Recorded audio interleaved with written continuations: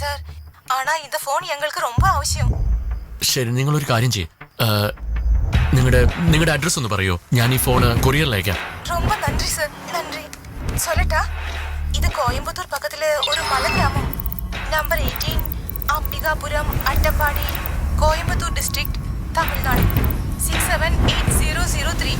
Sir மறந்துடாதீங்க.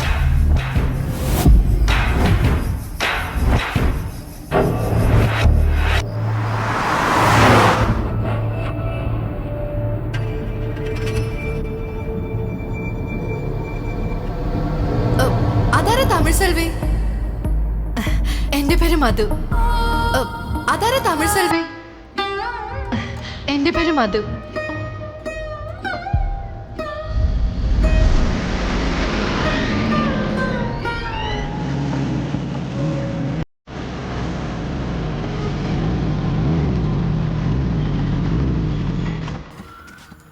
അവിടെ കെട്ടിട്ടുണ്ടോ? കുറച്ചുകൂടി ടൈറ്റ് ആയിട്ട് കെട്ട്.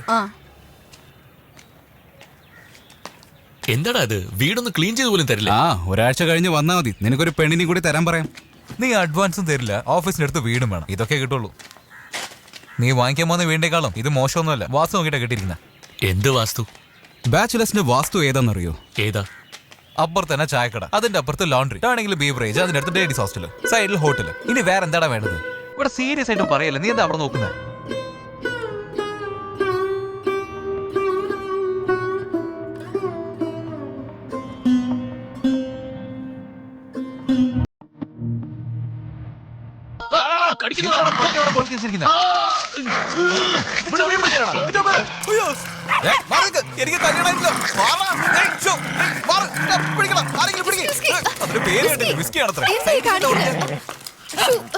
ചോര വരുന്നടാ.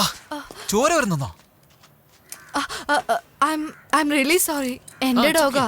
വിസ്കി ഡേ ടൈമിൽ ആരും കടിക്കാറില്ല. Whisky. Nice name. I am Ramesh. Glad to meet you. I'm sorry. മാംസം കാണുന്നില്ല, ചിരിച്ച് സംസാരിക്കാൻ തുടങ്ങി. ആക്ച്വലി ഇവിടുന്ന് ഞങ്ങള് അടുത്ത സ്ട്രീറ്റിലേക്കാ ഷിഫ്റ്റ് ആയത്. ഡോഗിന് അറിയില്ലല്ലോ വീട് മാറിയത്. പുതിയ ആളുകള് എന്റെ റൂമിലുള്ളത് കണ്ടാ കടിച്ചത്. Hey, it's okay. പട്ടികൾക്ക് നല്ലതും ചീത്തയും തിരിച്ചറിയാൻ പറ്റുമോ? അവനവന്റെ ജോലി തന്നെയല്ലേ ചെയ്തത്. ഇഞ്ചക്ഷൻ എടുക്കണം. അതെ, it's A small dog. Injection തീർച്ചയായിട്ടും വേണം. ഇഞ്ചക്ഷൻ നിങ്ങൾക്കാ? വേഗാവട്ടെ. ഏയ് വിസ്കി, നിന്നെ കെട്ടിയിട്ടല്ലേ ശരിയാവൂ. വീട് മാറിയത് പോലും നിനക്കറിയില്ലേ? വേദനിക്കണടാ. പിന്നെന്തിനാടാ പല്ല് അടിക്കുന്നത്? കാല് കടിച്ച് കീറിയടാ. ബോണാണോ ബോൺലെസ് ആണോ? Good morning ma'am. Good morning. ഇടയ്ക്കിടയ്ക്ക് ഇതേപോലെ ആൾക്കാർ കൊണ്ടിരുന്ന തോന്നുന്നു. ഹലോ, ഞാൻ ഹൗസ് സർജനാ. ഹൗസ് സർജന് ഹോസ്പിറ്റൽ എന്താണ് പണി? അപ്പൊ കാർപെന്റർ കാറിലാണോ ജോലി ചെയ്യാ? നല്ല കോമഡി. എമർജൻസി റൂമിൽ ആരാ ഉള്ളത്? ലഞ്ചിന് പോവാം. ശരി, ഞാൻ നോക്കിക്കോളാം. നിങ്ങൾ പതുക്കെ നടന്നാ മതി. ആദ്യം ഡ്രസ്സിങ് ചെയ്യണം. നിങ്ങളുടെ പാന്റ് അടിക്ക്. ഡ്രസ് ചെയ്യണമെന്ന് പറഞ്ഞിട്ട് പാൻ എന്തിനാ അടിക്കുന്നത്? നിങ്ങളൊന്ന് പുറത്തു നിൽക്കോ? അപ്പൊ എന്റെ സുഹൃത്തോ?